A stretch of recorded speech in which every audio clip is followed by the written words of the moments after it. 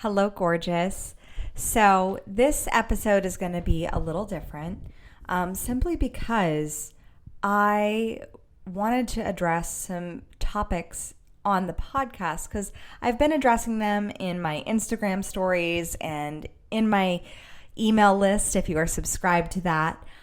But I know emails and they can get lost very easily. And I wanted to speak what I wrote on the topic of anti-racism, pattern interrupts, and the space of awakening to the shadows that we have hid behind, especially a lot of white people have hid behind. And to be able to bring a couple of the emails that I wrote to you to hold space for that conversation. And I say this knowing full well I am a white woman, and I used to struggle with the words white privilege because I went through a lot of stuff growing up. And growing up in a home with an addict, growing up in a home where there was multiple forms of abuse, where there was a lot of love, but a lot of pain as well. I never really thought of myself as privileged. I know other people did as they saw my parents grow their business and start from like nothing to grow it. But that was not how I grew up. And there were many things about my life and my childhood that I didn't consider privilege. But what I realized over these past few weeks is that white privilege doesn't mean that you didn't go through some shit. White privilege simply means that your skin color wasn't a part of the shit that you went through. And that's why after the death of George Floyd in particular, along with Breonna Taylor and Ahmaud Arbery, these deaths just shook me to my core. These deaths among so many other senseless acts of violence. And it really made me take a pause and have to assess the stories that I grew up with, the beliefs I grew up with. Now, even my parents said at my wedding that one of the things that they've always been surprised about me was that I just didn't see color.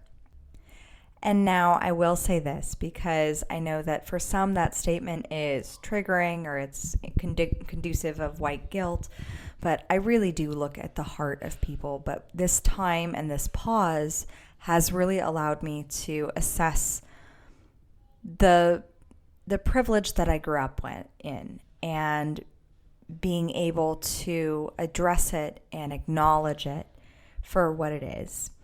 And for me, I wanted to put in podcast form these two blogs that I have written, that I wrote earlier on in the month, simply because in podcast form, it stays out there.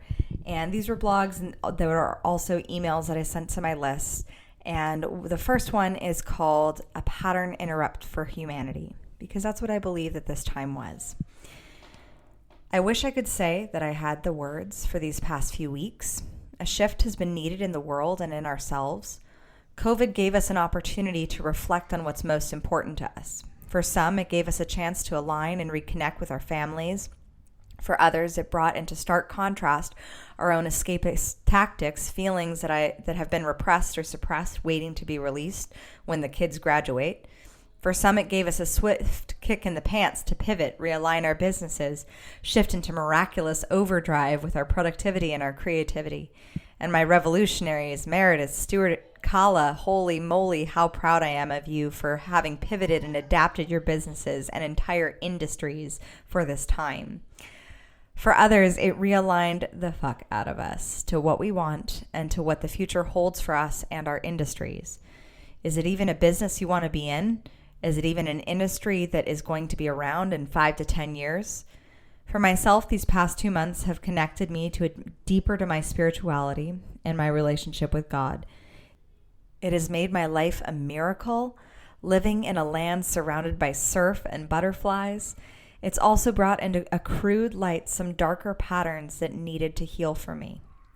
Since 2010, May and June have had a pattern of aligning and realigning the fuck out of me personally, and that's without a pandemic or racial crisis.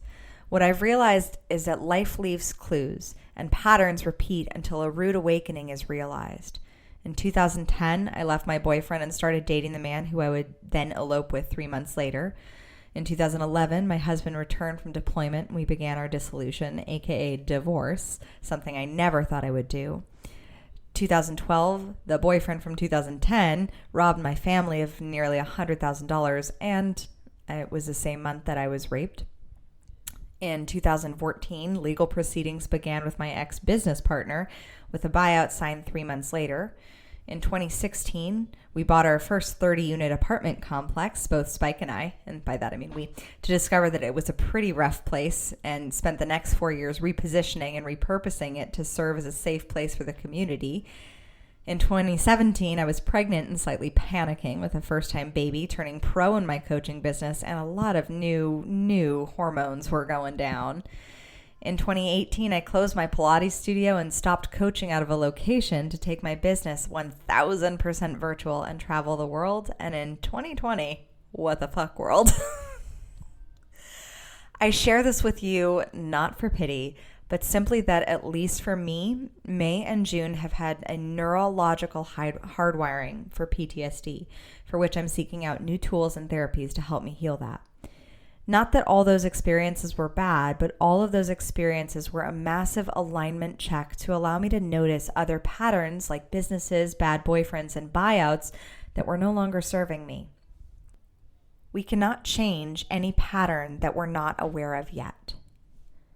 Now that I'm aware of my own funky May-June pattern, I have the power to shift it.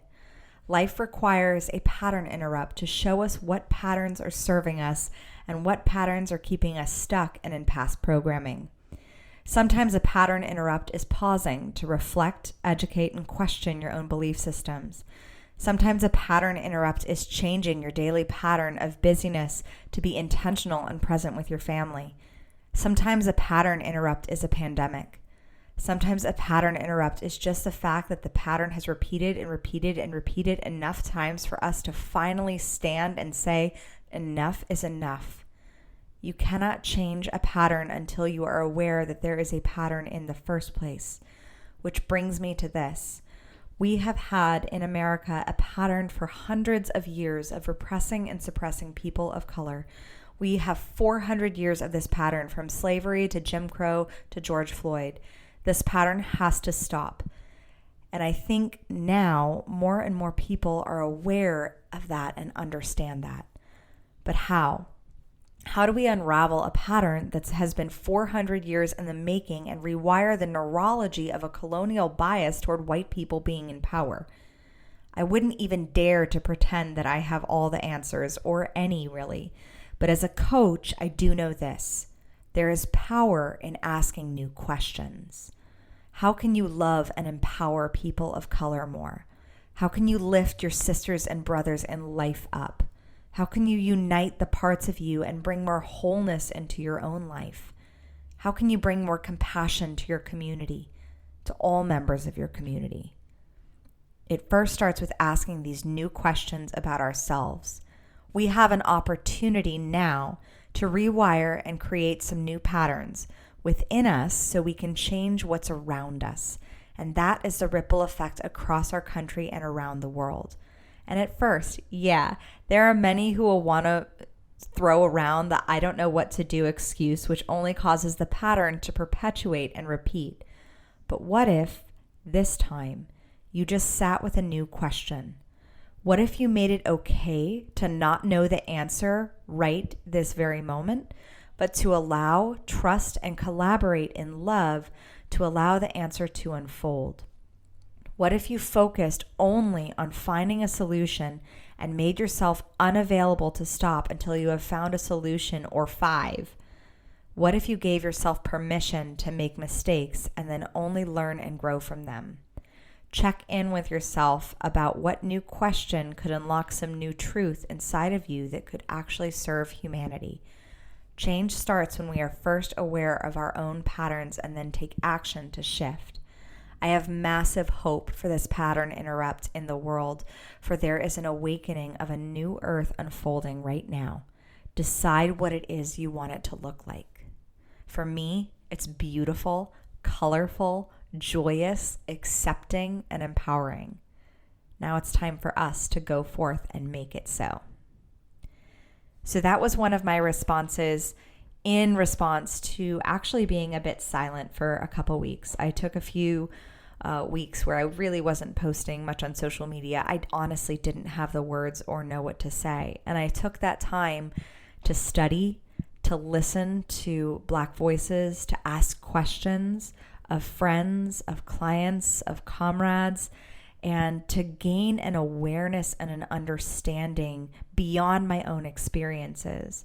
Because I only have my own experiences, and we're all still trying to figure out our own experiences and then understand others, and we're still just trying to figure out ourselves. So understanding others comes first from listening. As I tell Declan all the time now that he's in his 3-year-old phase where he constantly wants to interrupt and inject himself into conversation with random questions about time or garbage trucks or something like that. When Spike and I are having a conversation, I simply say to him, "Hey, dude, you have 2 ears." Not to say to Declan, not to Spike. I say, "Declan, mommy and daddy are having a conversation right now. And you can learn so much more if you close your mouth right now and listen instead of try to speak and interject yourself into the conversation." And it's a constant reminder that I have to remind him of, because sometimes Spike and I are trying to have an adult conversation. And sometimes we save it and put it on pause until our date nights during the evening. But I think we can all take a little toddler advice, especially as many of us, myself included, and I fully include myself, are toddling out into an awareness of racism, that just the fact that it hasn't been directly in our world doesn't mean that it's not in our world.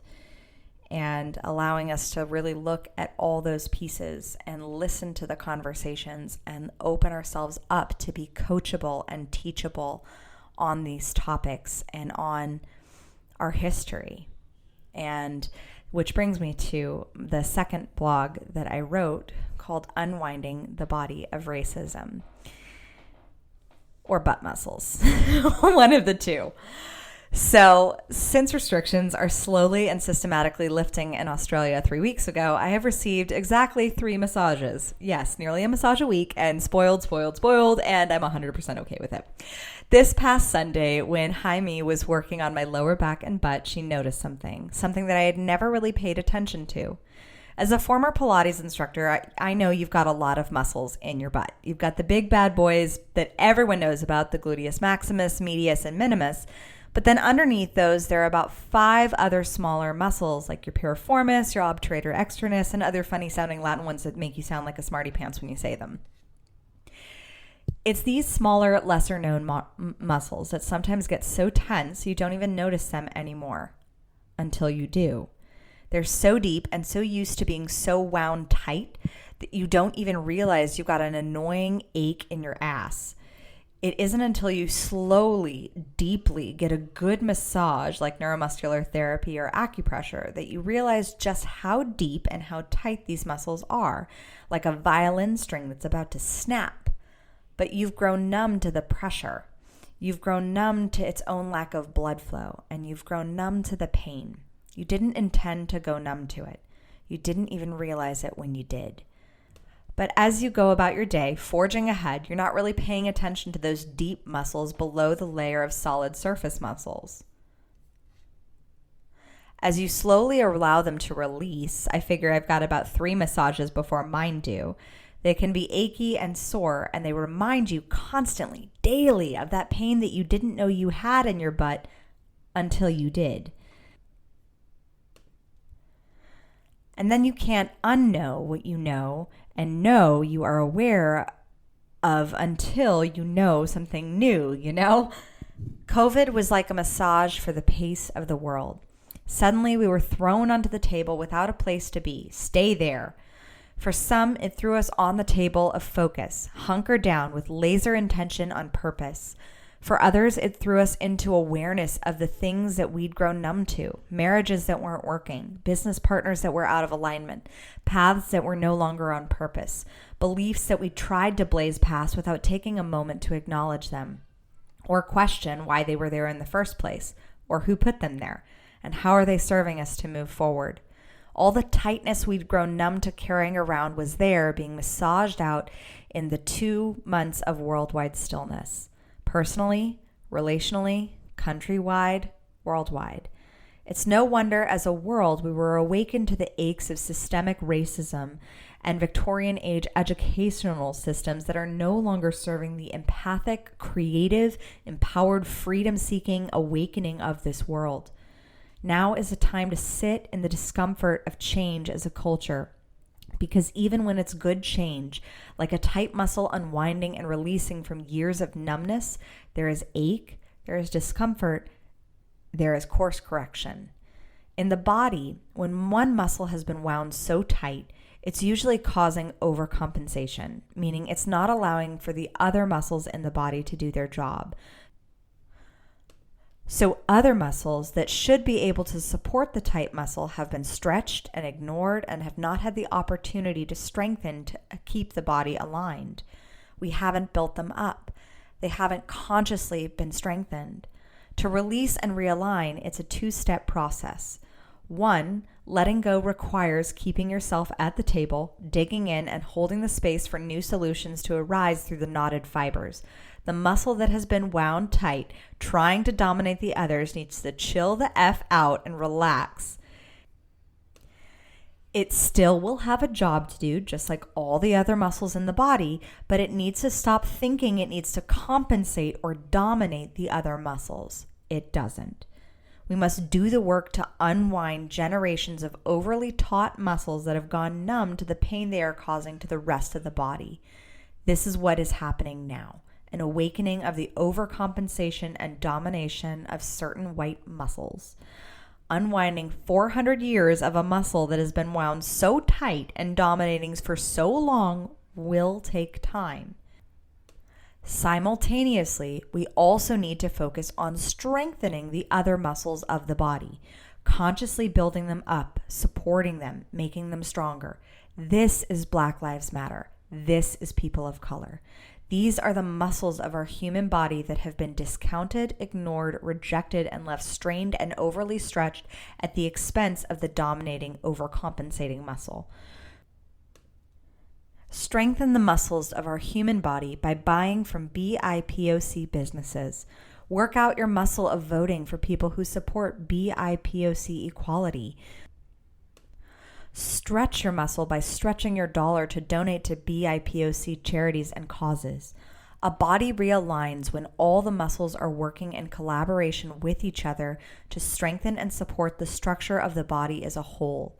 A body is able to lithely move when all the muscles are both flexible and strong.